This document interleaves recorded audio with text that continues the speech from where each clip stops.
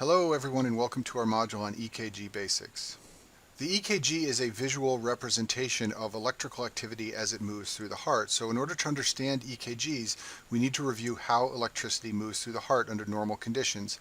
So normally the SA node located on the right atrial free wall is the pacemaker of the heart, and it depolarizes and sends a wave of depolarization spreading to myocytes in the left atrium and the right atrium.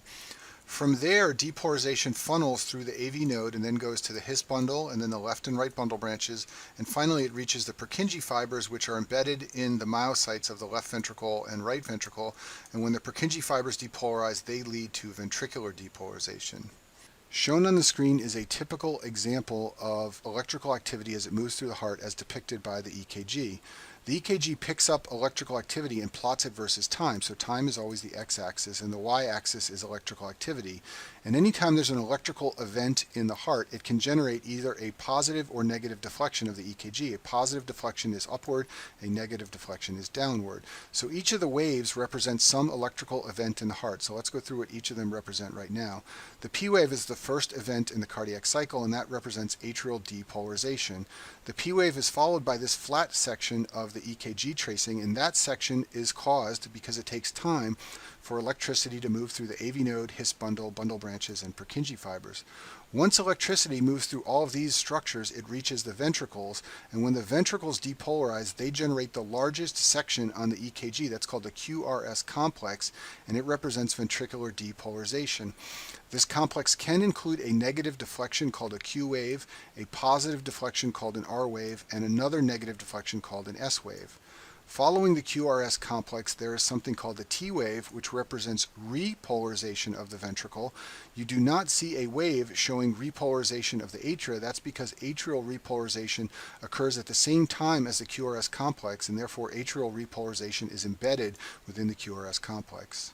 So here's a normal 12-lead EKG, and it's called a 12-lead EKG because there are 12 different recordings of the electrical activity of the heart. The leads each have a name. Leads 1, 2, and 3 are always shown on the left side of the tracing. Next comes AVR, AVL, and AVF. This is followed by the V leads, V1, 2, and 3, and V4, 5, and V6. Along the bottom of the EKG, there are often one or more so-called rhythm strips. Here, V1 is shown as a rhythm strip and lead 2 as a rhythm strip. On these rhythm strips, multiple QRS complexes are recorded in a row so that you can better determine the heart rhythm. And I've expanded lead 2 at the top of the screen so that you can see that each lead has a P wave, a QRS complex, and a T wave, just like we talked about on the last slide.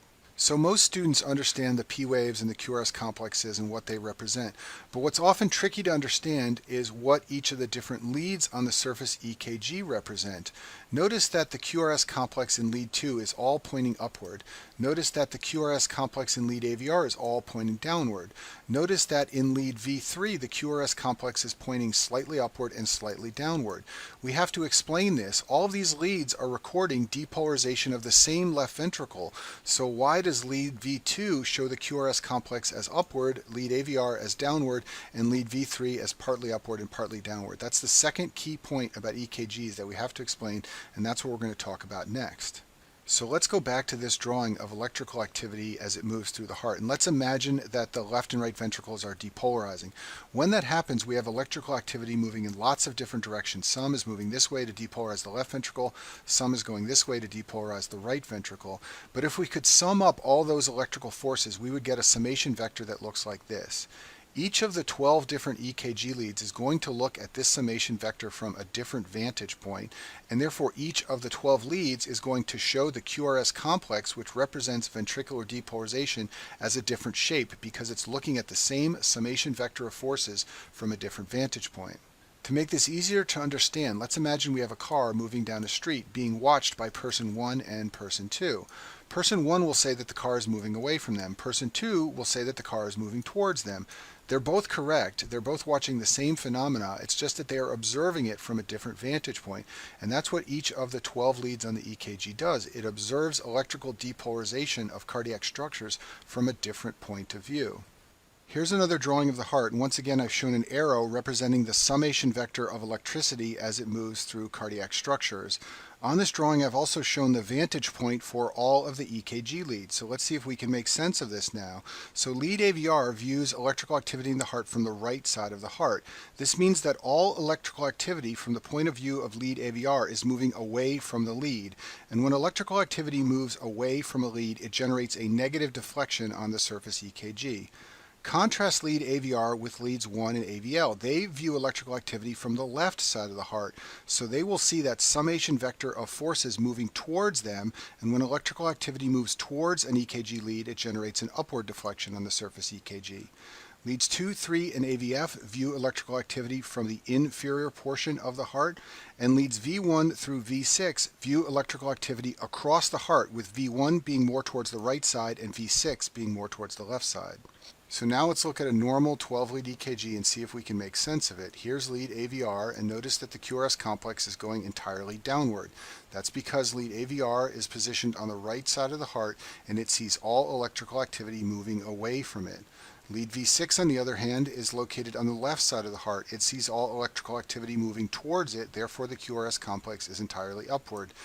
Lead V3 is in the middle, and so it has some of the QRS going upward and some going downward. So all of these leads are looking at the same electrical phenomena. All the QRS complexes represent depolarization of the same ventricle, but they look different because each lead is looking at this phenomena from a different point of view. So here's a summary slide of the key points that we've just discussed. These are very important for you to understand in order to interpret EKGs. Key point number 1 is that the different waves, like the P wave and the QRS complex, represent repolarization and depolarization of structures in the heart. Key point number 2 is that EKGs have 12 leads, and each lead watches the same thing but from a different vantage point. And when the electrical activity moves towards a lead, that generates an upward deflection. When it moves away from a lead, that generates a negative deflection. Let's briefly discuss cardiac pacemakers. As I mentioned earlier, the SA node is the dominant pacemaker of the heart under normal conditions. There are, however, other pacemakers that exist, but they are slower, and therefore the SA node dominates them and controls the depolarization rate of the heart. However, if the SA node fails, one of the other pacemakers can take over. So, as you may know, a normal heart rate is about 60 to 100 beats per minute. That's the rate at which the SA node depolarizes. However, if the SA node were to fail for any reason, the AV node could begin to depolarize the heart, but it can only do so at a rate of about 40 to 60 beats per minute. The His bundle, the bundle branches, and the Purkinje fibers can also potentially become pacemakers. However, they are at even slower rates of about 25 to 40 beats per minute. You should be aware that conduction velocity, in other words, the speed with which electricity moves through the heart, is slowest in the AV node. This is very important physiologically. By slowing conduction through the AV node, the heart has more time for the ventricle to fill with blood, and this helps make the organ a more effective pump. Conduction velocity is fastest in the Purkinje fibers, and the conduction of electrical activity through the atria and ventricular myocytes is in the middle between these two extremes. If we go back to this slide, the reason that the QRS complex does not follow immediately after the P wave is because it takes time for electrical activity to move through the AV node, His bundle, bundle branches, and Purkinje fibers. Most of this time is occupied by conduction moving through the AV node. That's because that's where conduction is slowest. Let's talk about how you can determine heart rate from the surface EKG. You can do this by figuring out how much time passes between two QRS complexes. Remember, each QRS complex represents depolarization of the left ventricle. In other words, it represents a heartbeat. So the time between QRS complexes varies with the heart rate. And if you can figure out that time, you can calculate the heart rate. So the way this is done is by figuring out how many boxes pass between two QRS complexes, and there are two types of boxes. So-called big boxes are represented by the dark lines. I'm marking one big box with my pen here. Between each big box are 5 smaller boxes. So the small boxes represent 40 milliseconds of time, and the big boxes represent 200 milliseconds of time.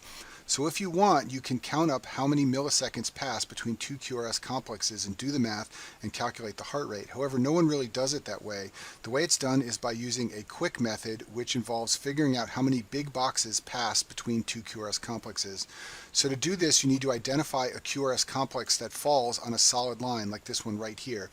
You then figure out how many big boxes pass before the next QRS complex. You can see that 1 passes, 2, 3, so about 3.5, just a little under 4 big boxes pass before the next QRS complex. Once you know how many big boxes, you can determine the heart rate. If there were just one big box between the QRS complexes, the heart rate would be 300. If there were two, it would be 150. If there were three, it would be 100. Each additional big box represents a heart rate of 300 divided by the number of big boxes. So in other words, 3 to 5 big boxes between a QRS complex is a normal heart rate, a heart rate between 60 and 100. And that's what we've got here. We've got about 3 to 4 big boxes, which represents a heart rate of somewhere around 75 or so, a normal heart rate. And this is the simple way that everyone does to eyeball the heart rate. You just look at how many big boxes are between the QRS complexes, divide the number 300 by the number of big boxes, and that will estimate the heart rate for you. Next, we're going to talk about determining something called the QRS axis, which can be important in different disease states. And in order to understand the QRS axis, we need to go back to this picture, which shows the summation vector of electrical forces moving through the heart. Normally, that summation vector moves downward and toward the right if the heart is oriented normally and electrical activity is being conducted normally from the SA node to the ventricles. Now let's suppose we took a grid and laid it directly over the heart and labeled it such that 0 degrees was to the right, positive 90 degrees was to the bottom, plus 180 degrees was to the left, and negative 90 degrees was to the top. If we did this, a normal QRS vector, meaning a QRS vector generated by normal depolarization of the SA node with a heart in the normal orientation inside the chest, would generate an axis that was between minus 30 and positive 90 degrees. In other words, it would usually be in this bottom right-hand quadrant here, or else it could go a little bit up into the top left-hand quadrant, but it would never go beyond negative 30 degrees. And this is what's called a normal QRS axis. This is where the axis is located in patients who have normal hearts depolarizing under normal conditions. It turns out that there are a number of conditions that can shift the QRS axis to the left. This is called a left axis deviation. This happens when the QRS axis is between minus 30 and minus 90. There are a number of things that can do this. Some of them that are worth knowing include a left bundle branch block. This can also occur when you have a ventricular rhythm like ventricular tachycardia. This is a heart rhythm that is not originating in the SA node, but instead is coming from the ventricle itself. There are also some conditions that can cause a right axis deviation. This occurs when the QRS axis is between positive 90 and plus 180. And some of the conditions that can do this include a right bundle branch block, right ventricular hypertrophy, and there are many, many others. With that in mind, let's talk about how you can determine the QRS axis. In order to do this, we're going to look at specific leads on the 12-lead ECG and determine whether the QRS complex in those leads is positive or negative. A positive QRS complex is upward going, a negative QRS complex is downward going. So you can start by looking at lead 1. If lead 1 has a positive or upward QRS, that means there is a vector going in this direction towards 0 degrees. If lead 1 is negative, it means there's a vector going towards 180. You next look at lead 2, which is an inferior lead. If lead 2 is positive, meaning the QRS is going upward, that means there's a vector going down towards 90. On the other hand, if lead 2 is negative, it means there's a vector going up towards minus 90. You then add those two vectors, the vector from lead 1 and the vector to lead 2. That creates a summation vector, which might look something like this. And then you determine whether that summation vector is normal. Normal would be between minus 30 and plus 90. Left axis deviation is in this quadrant here, and right axis deviation is in the bottom left quadrant. Now, in reality, nobody ever calculates an exact number for the QRS axis. Instead, most of us use a quick method to determine whether the axis is normal, leftward deviated, or rightward deviated. So let me go over that quick method now. To use the quick method, you first glance at lead AVR. Lead AVR should always be negative. If lead AVR is upright, it usually means the limb leads are reversed. In other words, it means someone has put the leads on the patient incorrectly. So to use the quick method in actual practice, you start by glancing at AVR to make sure the leads are properly positioned, and if they are, AVR will be negative as shown in this picture on the screen. Once you determine that the leads are placed appropriately, you then look at just two leads on the 12-lead EKG, leads 1 and 2. If they're both positive, like I've shown on the screen here, then the axis is between 0 to 90 and the axis is normal. And most of the EKGs you'll look at have a normal axis, so this is a quick way to rapidly determine that the axis is normal and that you don't need to go any further looking for whether it's a left or right deviation. If they're not both positive, then you have a left or right axis deviation, and you need to figure out which one you have. For a left axis deviation, all you need to do is look at lead 2. If lead 2 is negative, it means the axis is between minus 30 and minus 90, and therefore you have a left axis deviation.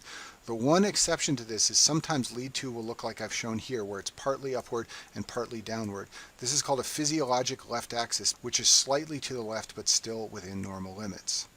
To determine whether you have a right axis deviation, all you need is lead 1. If the QRS complex is negative in lead 1, like I've shown here, then you have a right axis deviation, which is between 90 and 180 degrees. So here's a summary of the quick method, which is what most cardiologists I know use in actual practice. You look at AVR quickly to make sure it's negative, which tells you the leads have been placed properly. You then look at lead 1 and 2. If they're both positive, the axis is normal. If lead 2 is negative, you have left axis deviation, and if lead 1 is negative, you have right axis deviation. And I've shown you the shapes of all these on the screen here so you can remember them. I'll finish this module by going through the different time intervals in the surface EKG, and I'll start with the PR interval. This is the time from the start of the P wave to the start of the QRS complex. And a normal PR interval is 120 milliseconds to 200 milliseconds in duration. And it's very easy to identify PR prolongation with your eye. That's because, remember what I told you before, a big box represents 200 milliseconds in time. So if the PR interval is longer than one big box in duration, then the PR interval is prolonged. And you can develop a prolonged PR interval from first degree AV block, and I talk about this and other forms of AV block in a separate video. You can also develop a short PR interval if you have a bypass tract caused by the Wolff-Parkinson-White syndrome, and I talk about WPW in its own video as well. Next is the QRS interval. This is the time from the start of the QRS complex to the end of the QRS complex. And a normal QRS interval is less than 120 milliseconds in duration. And I told you before that a small box on the surface EKG represents 40 milliseconds. This means that a normal QRS complex should be less than 3 small boxes in duration. And if we look at this blown up image on the top right side of the screen, you can see that the QRS complex starts and ends before 3 small boxes have passed. Therefore, this is a normal QRS complex.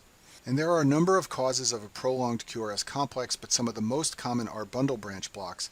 You develop a QRS interval prolongation in a right bundle or left bundle branch block, and in the video on AV and bundle branch blocks I talk in detail about how to recognize right and left bundle branch blocks. Next is the QT interval. This is the time from the start of the QRS complex to the end of the T wave.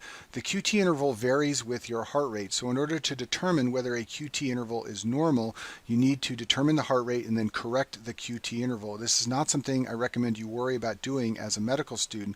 A rule of thumb you can use, however, is that the T wave should end before you are halfway between two QRS complexes. So if we take the space between these two QRS complexes and mark the halfway point, you can see that the T wave in this example has finished before that halfway point, and that's what you see in a patient who has a normal QT interval. There are relatively few causes of a short QT interval, but one that you should definitely know is hypercalcemia. On the CCG on the left side of the screen, you can see that the T wave begins almost immediately after the QRS complex. There is no flat portion of the EKG between the QRS and the T wave, and this is what you can see in patients who have an elevated calcium level. There are a number of causes of a prolonged QT interval. These include hypocalcemia. That's easy to remember. It's the opposite of the cause of a short QT syndrome. Also, a number of drugs, especially antiarrhythmics, and also the long QT syndrome, which we'll talk about in a second.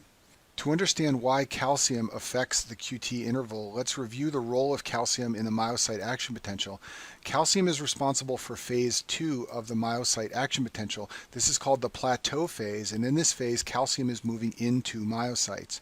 In the setting of hypocalcemia, there's less driving force to move calcium into myocytes, so it takes longer for calcium to fill the cell. And this phase is going to continue until enough calcium has gotten inside of the myocytes. Therefore, in the setting of hypocalcemia, this plateau phase, phase 2, is drawn out, and it takes longer for myocytes to depolarize and repolarize. And that means that it will take longer for the QT interval to occur, because that phase of the EKG represents the time required for myocytes in the ventricles to depolarize and repolarize. There is a special form of ventricular tachycardia called torsade de pointes. This word means twisting of the points, and it's a form of ventricular arrhythmia that occurs with the QRS complexes getting smaller and then larger and then smaller again. And this is the feared outcome of QT prolongation. If your QT interval becomes prolonged, you will develop torsade de pointes, which results in cardiac arrest and can result in death. And this is why antiarrhythmic drugs which prolong the QT interval are dangerous, because if they prolong it too much, this arrhythmia will develop, and that's how patients can die from taking antiarrhythmic drugs. You can also get torsade de pointes from hypokalemia and hypomagnesemia. This is not related to QT prolongation. This is related to effects of these electrolyte abnormalities on ventricular depolarization. Rarely you can get torsade de pointes from hypocalcemia. It's interesting. Hypocalcemia prolongs your QT interval. However, it's uncommon for hypocalcemia to lead to torsade de pointes. I told you that one of the causes of a prolonged QT interval was something called the long QT syndrome. There is a congenital disorder called the congenital long QT syndrome that is caused by abnormal potassium and sodium channels in the heart. This is a very rare disorder, but the reason they may ask you about it on the USMLE Step 1 exam is because it's a way to test your underlying knowledge of the basic myocyte action potential. Shown in blue on the screen here is a normal cardiac myocyte action potential. Shown in red is what the action potential can look like when either the sodium channels or the potassium channels are abnormal. Sodium channels are responsible for this phase of the action potential. Potassium channels are responsible for this phase. If either the sodium or potassium channels are abnormal, the myocyte action potential can get drawn out, as I've shown in this red example on the screen. When it takes longer for myocytes to depolarize and repolarize, that results in a prolonged QT interval on the surface EKG, and that's what happens to children born with the congenital long QT syndrome caused by abnormal potassium or sodium channels. The way this may be presented in a board question is as a patient with a family history of sudden death. The reason there is a family history of sudden death is because the congenital long QT syndrome runs in the family and other family members have died of torsade de Pointes caused by a prolonged QT interval. A classic scenario is a young patient who has recurrent seizures. The patient is not really having seizures, they're actually passing out from torsade de Pointes, and the EKG will show a long QT interval. There is also a variant of the congenital long QT syndrome that has been well described called the Jervell and Lang-Nielsen syndrome. This occurs in Norway and Sweden. It results in the long QT syndrome in association with congenital deafness. It's very rare, but they sometimes ask you about this on board exams. Much more common than the congenital long QT syndrome is the acquired long QT syndrome. This is where a patient has a normal QT interval on their EKG but acquires a prolonged QT interval because of a drug they are taking. This is commonly caused by a number of antiarrhythmic drugs, which I discuss in another video. It's also commonly caused by levofloxacin, which is a fluoroquinolone antibiotic. It can also be caused by Haldol, which is an antipsychotic, and it can be caused by many, many other drugs. And importantly, for families and family members who have the congenital long QT syndrome, they need to avoid all these drugs. If their QT is prolonged at baseline from the long QT syndrome and then they take one of these drugs, it can be potentially fatal. Let me mention peaked T waves. These are T waves that are unusually tall, like these I've shown on the screen here. This is classically seen in hyperkalemia. It can also occur very early on when patients develop ischemia. These are called hyperacute T waves, and they often precede ST segment elevation in acute ischemia. Lastly, I'll mention U waves. This is a deflection that comes after the T wave, hence the name U wave. It's usually an upward deflection, just like the T wave. The origin of U waves is not clear. One of the prevailing theories is that it might represent repolarization of the Purkinje fibers, although there are other theories. U waves can be seen on a normal EKG, but the classic situation in which prominent U waves are seen is in the setting of hypokalemia. And that concludes our module on EKG Basics.